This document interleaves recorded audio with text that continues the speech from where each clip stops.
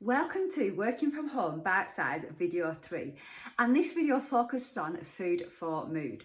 But why on earth are we focusing on food for mood?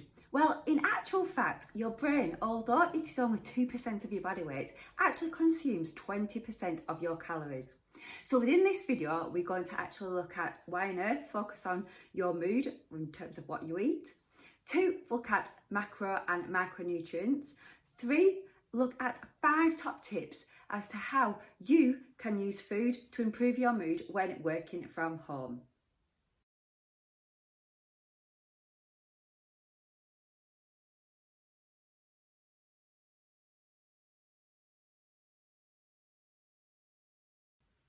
So how on earth can what we eat impact on our brain health?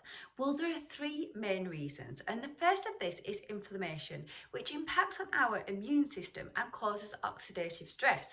So really think about those antioxidants which may be able to support this. And the second one is the gut-brain axis, and this has generated a lot of interest over the last few years. And in fact, it has reason to do so because 10% of your brain signals go to your gut. So by eating a diet which has a positive effect on your gut, this can also impact on your brain health. And the third one is the hippocampus, and the hippocampus is key for memory preservation, for learning and cognitive function. And there is studies out there that show a link between diet and the size of the hippocampus. So that was a really simplistic overview of the 3 ways that food could impact our mood. We're now going to look into different areas, and if you would like to explore these in greater depth or in a more personalised approach, I would really encourage that you complete the full workshop, Food for Mood.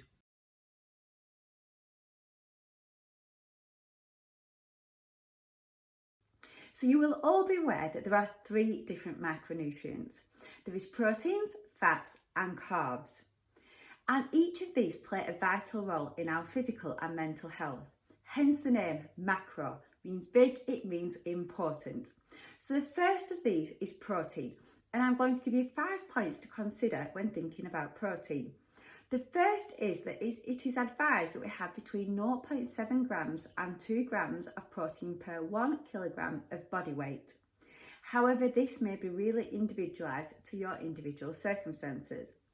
The second one is that protein is a great source of satiety, so it keeps us feeling full for longer and avoids those peaks and troughs in our hunger levels.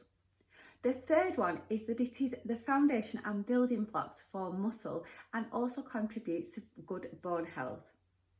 The fourth one is that when you are training, it is advised after exercise between 30 minutes to 2 hours post-exercise that you take on at least 20 grams of protein.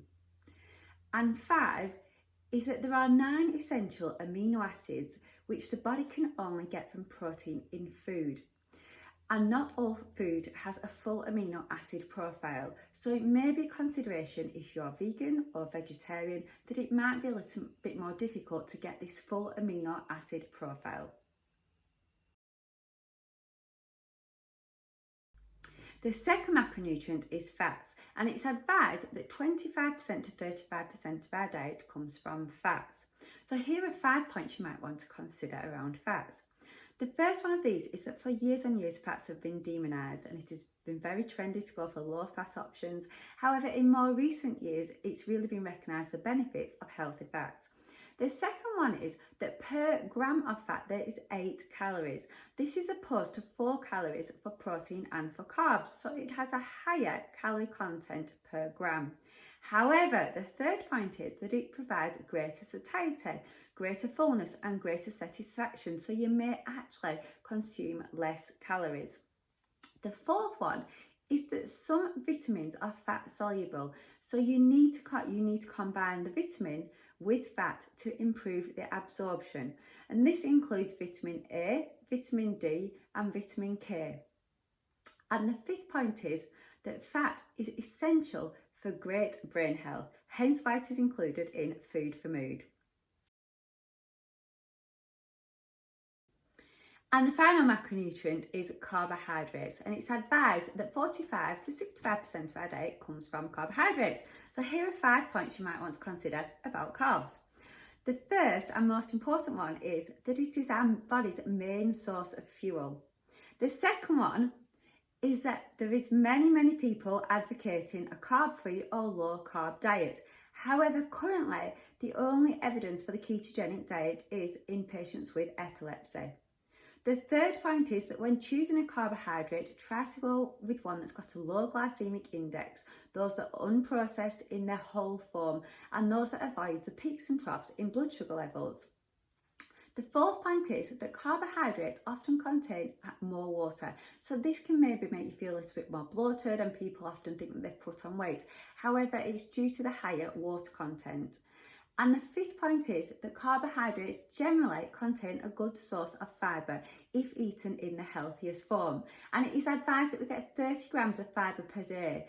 However, currently in the UK, we only get 20 grams. So it is really key that we do try to ensure that we get a good source of fibre, 30 grams every single day. And now on to the macronutrients, which are a lot smaller nutrients, but here are some which have been shown may improve your brain health. This is simply an overview. If you would like to go into more depth, please do get in touch with me. The first of these are the B vitamins, and in particular B1, B3, B6 and B12. The next is vitamin C, vitamin D and vitamin E. There's magnesium, selenium and zinc. And finally, omega-3s.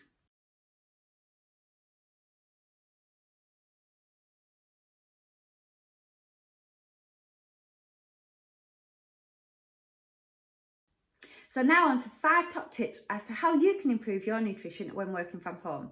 The first of these is to think about the Mediterranean diet. Think about colour, think about healthy fats, lean cuts of meat and lots of variety. And a really good study to look up the evidence behind this is the SMILES trial, which I will provide a link for with this video. The second one is to share your lunch ideas or snack ideas when working from home with your colleagues. This will inspire each other to eat a more healthy, nutritious diet and give you some inspiration as well as to what to make. The third is to find super simple recipes. Do not overcomplicate it and try to add one to your recipe book every week so that you have got some good options which are dead quick and dead easy to make. For some inspiration, visit my LinkedIn, which I will provide a link with this video to.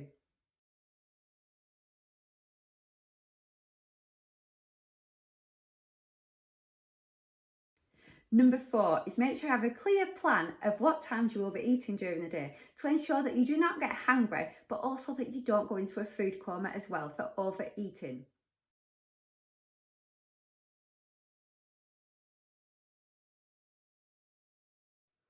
And finally, number 5, get familiar with portion sizes and easy ways to eyeball how much you should be eating so that you don't overeat or undereat. A really good resource is attached to this video, which gives you a great idea of different types of foods and how you can get the correct portion size for you.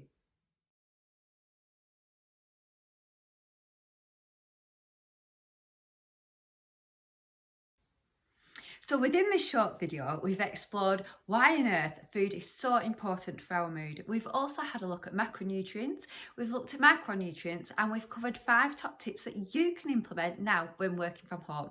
So I would really encourage you to download all the resources associated with this video and the past 2 videos and make those 3 small steps that could have a huge impact on your health and also your productivity when working from home. If you would like any more information, please do get in touch with me and my details will follow. Thank you.